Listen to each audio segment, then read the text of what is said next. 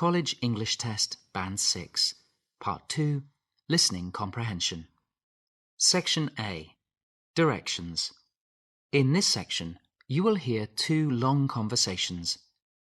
At the end of each conversation, you will hear 4 questions. Both the conversations and the questions will be spoken only once.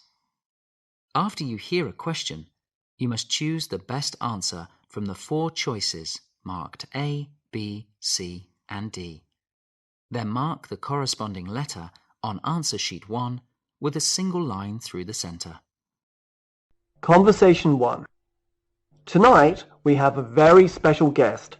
Mrs. Ana Sanchez is a 3-time Olympic champion and author of the new book, To the Edge.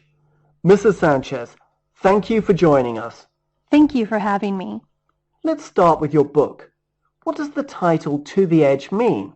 What are you referring to? The book is about how science and technology has helped push humans to the edge of their physical abilities. I argue that in the past 20 years, we have had the best athletes the world has ever seen. But is this a fair comparison? How do you know how, say, a football player from 50 years ago would compare to one today? Well, you are right. That comparison would be perhaps impossible to make. But the point is more about our knowledge today of human biochemistry, nutrition, and mechanics. I believe that while our bodies have not changed in thousands of years, what has changed is the scientific knowledge. This has allowed athletes to push the limits of what was previously thought possible. That's interesting. Please tell us more about these perceived limits. The world is seeing sports records being broken that could only be broken with the aid of technology, whether this be the speed of a tennis serve or the fastest time in a 100-meter dash or 200-meter swimming race. Is there any concern that technology is giving some athletes an unfair advantage over others? That is an interesting question and one that has to be considered very carefully. Skis, for example, went from being made of wood to a metal alloy, which allows for better control and faster speed. There is no stopping technological progress, but, as I said, each situation should be considered carefully on a case-by-case basis. Questions 1 to 4 are based on the conversation you have just heard. Question 1. What do we learn about Ana Sanchez?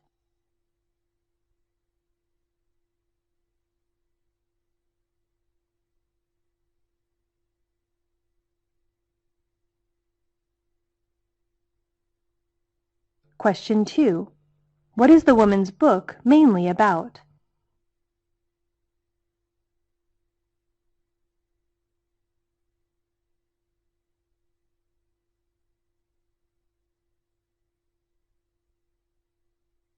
Question 3. What has changed in the past thousands of years?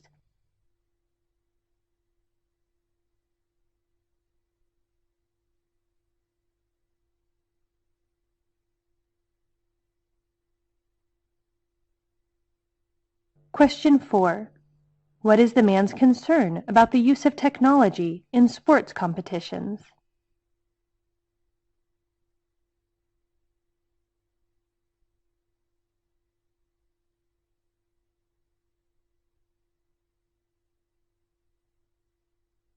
Conversation 2. I've worked in international trade all my life. My father did so too before me, so I guess you could say it runs in the family. What products have you worked with? All sorts, really. I've imported textiles, machinery, toys, solar panels, all kinds of things over the years. Trends and demand come and go, so one needs to be very flexible to succeed in this industry. I see. What goods are you trading now? I now import furniture from China into Italy, and foods from Italy into China. I even use the same container. It's a very efficient way of conducting trade. The same container? You mean you own a 40-foot cargo container? Yeah, that's right. I have a warehouse in Genova, Italy, and another in Shanghai. I source mid-century modern furniture from different factories in China. It's very good value for money. I collect it all in my warehouse and then dispatch it to my other warehouse in Italy. Over there I do the same, but with Italian foods instead of furniture. Things like pasta, cheese, wine, chocolates, and I send all that to my warehouse in China, in the same freight container I use for the furniture. So I presume you sell both lines of products wholesale in each respective country. Of course, I possess a network of clients and partners in both countries. That's the main benefit of having done this for so long. I've made great business contacts over time. How many times do you ship? I did 12 shipments last year, 18 this year, and I hope to grow to around 25 next year. That's both ways, there and back again. Demand for authentic Italian food in China is growing rapidly, and similarly, sales of affordable yet stylish wooden furniture are also increasing in Italy. Furniture is marginally more profitable, mostly because it enjoys lower customs duties. Questions 5 to 8 are based on the conversation you have just heard. Question 5. What does the woman think is required to be successful in international trade?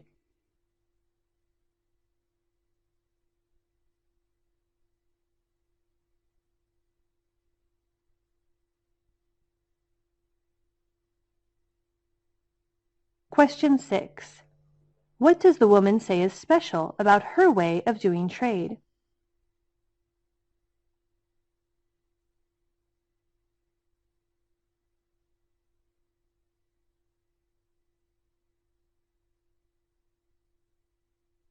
Question 7.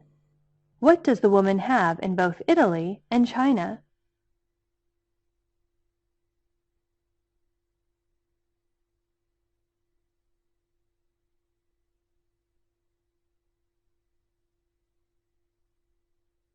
Question 8.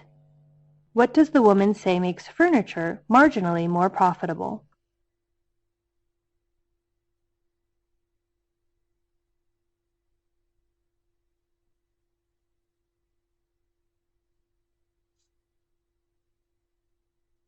Section B. Directions.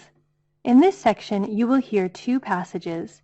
At the end of each passage, you will hear 3 or 4 questions. Both the passage and the questions will be spoken only once. After you hear a question, you must choose the best answer from the 4 choices marked A, B, C, and D. Then mark the corresponding letter on answer sheet 1 with a single line through the center. Passage 1. Too many people view their jobs as a 5-day prison from which they are paroled every Friday, says Joel Goodman, founder of the Humor Project, a humor consulting group in Saratoga Springs, New York. Humor unlocks the office prison because it lets adults bring some of their childlike spirit to the job. According to Howard Polio, professor of psychology at the University of Tennessee, Knoxville, an office with humor breaks is an office with satisfied and productive employees. Polio conducted a study that proved humor can help workers excel at routine production tasks. Employees perform better when they have fun. In large corporations with a hierarchy of power, there is often no outlet for stress. Every company needs underground ways of poking fun at the organization, says Lynn M. Mark, a speaker on workplace humor for St. Mary's Health Center in St. Louis. Kodak's Rochester, New York branch discovered a way for its 20,000 employees to uncork their bottled-up resentments. Their 1,000 square foot humor room features a toy store. Among the room's many stress-reducing gadgets, the main attraction is a boss doll with detachable arms and legs. Employees can take the doll apart as long as they put its arms and legs back in place. Sandy Cohen, owner of a graphic print production business, created the quote board to document the bizarre phrases people say when under strict deadlines. When you're under stress, you say stupid things, says Cohen. Now we just look at each other and say, that's one for the quote board. Questions 9 to 11 are based on the passage you have just heard. Question 9. What does the passage say about humor in the workplace?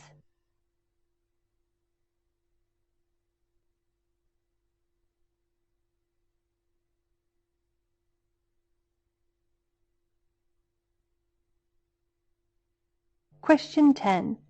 What does the study by Howard Polio show?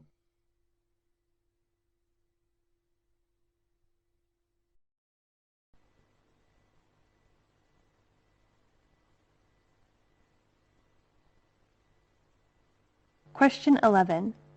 What can Kodak's employees do in the humor room?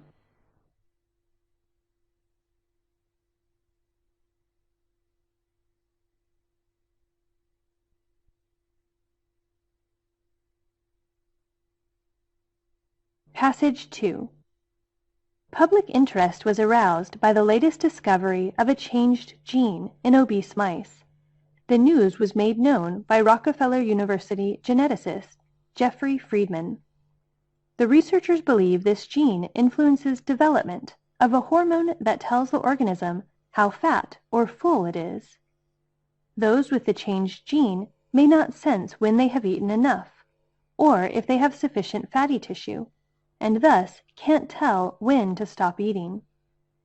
The researchers also reported finding a gene nearly identical to the mouse obesity gene in humans. The operation of this gene in humans has not yet been demonstrated, however. Still, professionals like University of Vermont psychologist Esther Rothblum reacted enthusiastically. This research indicates that people really are born with a tendency to have a certain weight, just as they are to have a particular skin color or height. Actually, behavioral geneticists believe that less than half of the total weight variation is programmed in the genes, while height is almost entirely genetically determined. Whatever role genes play, Americans are getting fatter. A survey by the Center for Disease Control found that obesity has increased greatly over the last 10 years. Such rapid change underlines the role of environmental factors, like the abundance of rich foods, in Americans' overeating. The Center for Disease Control has also found that teens are far less physically active than they were even a decade ago. Accepting that weight is predetermined can relieve guilt for overweight people, but people's belief that they cannot control their weight can itself contribute to obesity. Questions 12 to 15 are based on the passage you have just heard. Question 12. What does the speaker say has aroused public interest?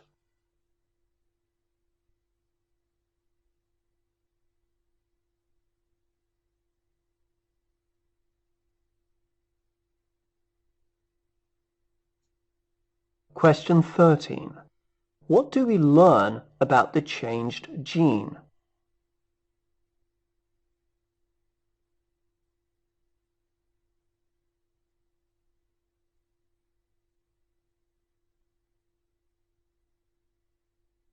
Question 14. What does University of Vermont psychologist Esther Rothburn say?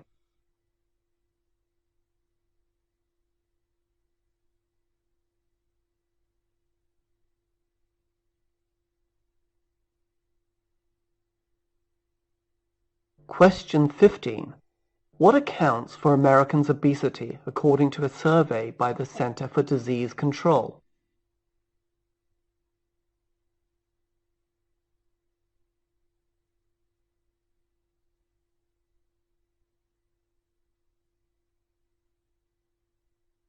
Section C.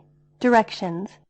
In this section, you will hear 3 recordings of lectures or talks, followed by 3 or 4 questions. The recordings will be played only once. After you hear a question, you must choose the best answer from the 4 choices marked A, B, C, and D. Then mark the corresponding letter on answer sheet 1 with a single line through the center. Recording 1. Qualities of a relationship such as openness, compassion, and mental stimulation are of concern to most of us, regardless of sex. But judging from the questionnaire response, they are more important to women than to men. Asked to consider the ingredients of close friendship, women rated these qualities above all others. Men assigned a lower priority to them in favor of similarity in interests, selected by 77% of men, and responsiveness in a crisis, chosen by 61% of male respondents.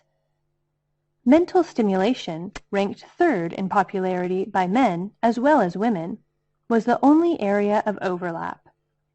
Among men, only 28% named openness as an important quality. Caring was picked by just 23%. It is evident by their selections that when women speak of close friendships, they are referring to emotional factors, while men emphasize the pleasure they find in a friend's company. That is, when a man speaks of a friend, he is likely to be talking about someone he does things with, a teammate, a fellow hobbyist, a drinking buddy. These activities are the fabric of the friendship. It is a doing relationship, in which similarity in interests is the key bond. This factor was a consideration of less than 11% of women. Women opt for a warm, emotional atmosphere where communication flows freely. Activity is mere background. Lastly, men, as we have seen, have serious questions about each other's loyalty. Perhaps this is why they placed such strong emphasis on responsiveness in a crisis. Someone I can call on for help. Women, as their testimonies indicate, are generally more secure with each other, and consequently are more likely to treat this issue lightly. In follow-up interviews, this was confirmed numerous times, as woman after woman indicated that being there when needed was taken for granted. As for the hazards of friendship, more than a few relationships have been shattered because of cutthroat competition and feelings of betrayal. This applies to both men and women, but unequally. In comparison, nearly twice as many men complained about these issues as women. Further, while competition and betrayal are the main thorns to female friendship, men are plagued in almost equal amounts by two additional issues: lack of frankness and a fear of appearing unmanly. Obviously, for a man, a good friendship is hard to find. Questions 16 to 18 are based on the recording you have just heard. Question 16. What quality do men value most concerning friendship according to a questionnaire response?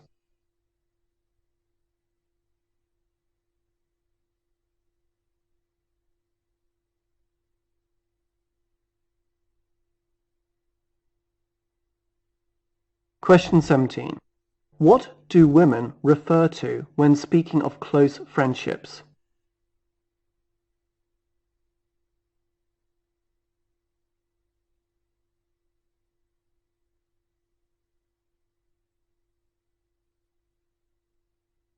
Question 18. What may threaten a friendship for both men and women?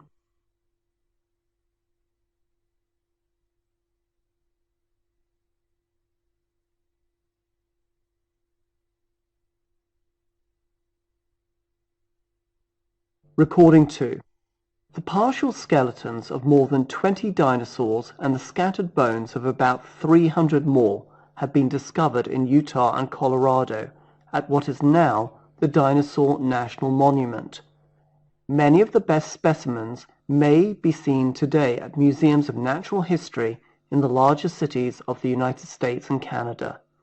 This dinosaur pit is the largest and best preserved deposit of dinosaurs known today. Many people get the idea from the mass of bones in the pit wall that some disaster, such as a volcanic explosion or a sudden flood, killed a whole herd of dinosaurs in this area. This could have happened, but it probably did not. The main reasons for thinking otherwise are the scattered bones and the thickness of the deposit. In other deposits where the animals were thought to have died together, the skeletons were usually complete, and often all the bones were in their proper places. Rounded pieces of fossil bone have been found here. These fragments got their smooth, round shape by rolling along the stream bottom. In a mass killing, the bones would have been left on the stream or lake bottom together at the same level. But in this deposit, the bones occur throughout a zone of sandstone about 12 feet thick. The mixture of swamp dwellers and dry land types also seems to indicate that the deposit is a mixture from different places. The pit area is a large dinosaur graveyard, not a place where they died. Most of the remains probably floated down an eastward flowing river until they were left on a shallow sandbar. Some of them may have come from far away dry land areas to the west. Perhaps they drowned trying to cross a small stream or were washed away during floods. Some of the swamp dwellers may have got stuck in the very sandbar that became their grave. Others may have floated for miles before being stranded. Even today, similar events take place. When floods come in the spring, sheep, cattle and deer are often trapped by rising waters and often drown. Their dead bodies float downstream until the flood recedes and leaves them stranded on a bar or shore where they lie, half buried in the sand until they decay. Early travelers on the Missouri River reported that shores and bars were often lined with the decaying bodies of buffalo that had died during spring floods. Questions 19 to 21 are based on the recording you have just heard. Question 19. Where can many of the best dinosaur specimens be found in North America?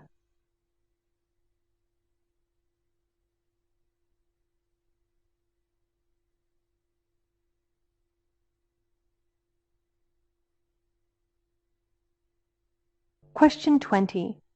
What occurs to many people when they see the massive bones in the pit wall?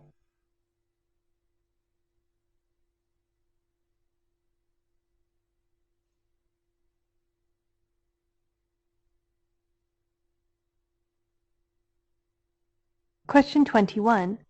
What does the speaker suggest about the large number of dinosaur bones found in the pit?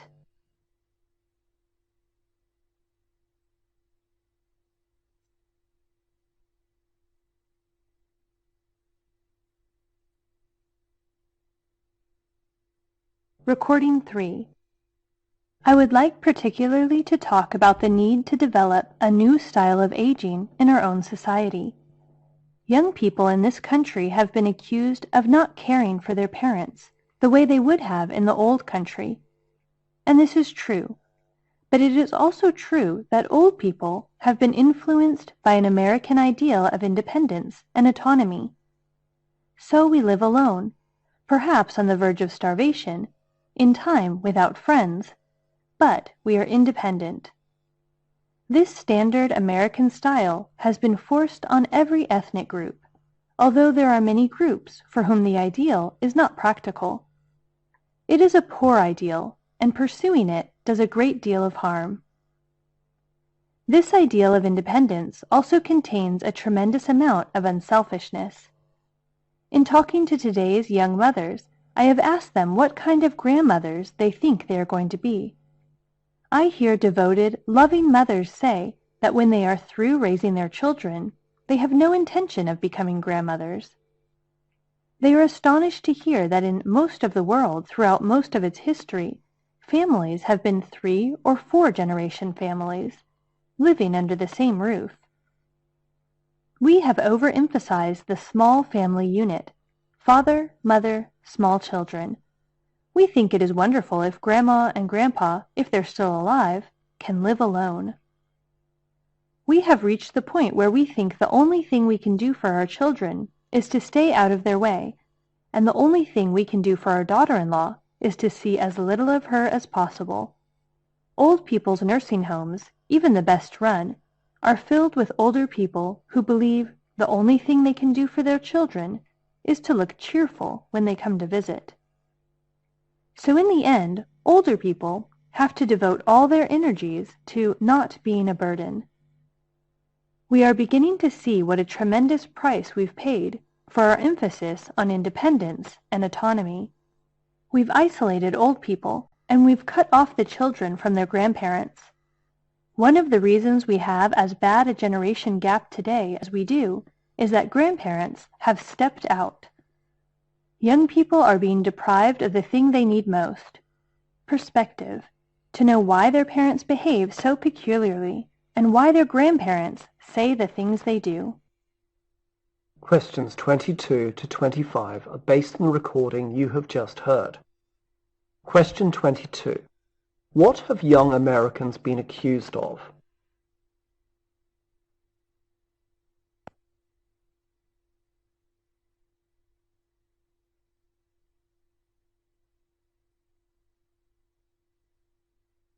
Question 23. What does the speaker say about old people in the United States?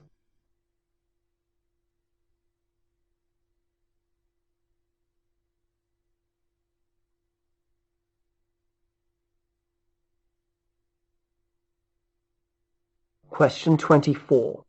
What is astonishing to the young mothers interviewed by the speaker?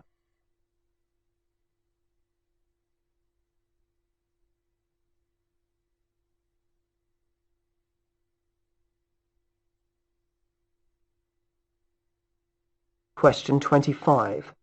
What does the speaker say older people try their best to do?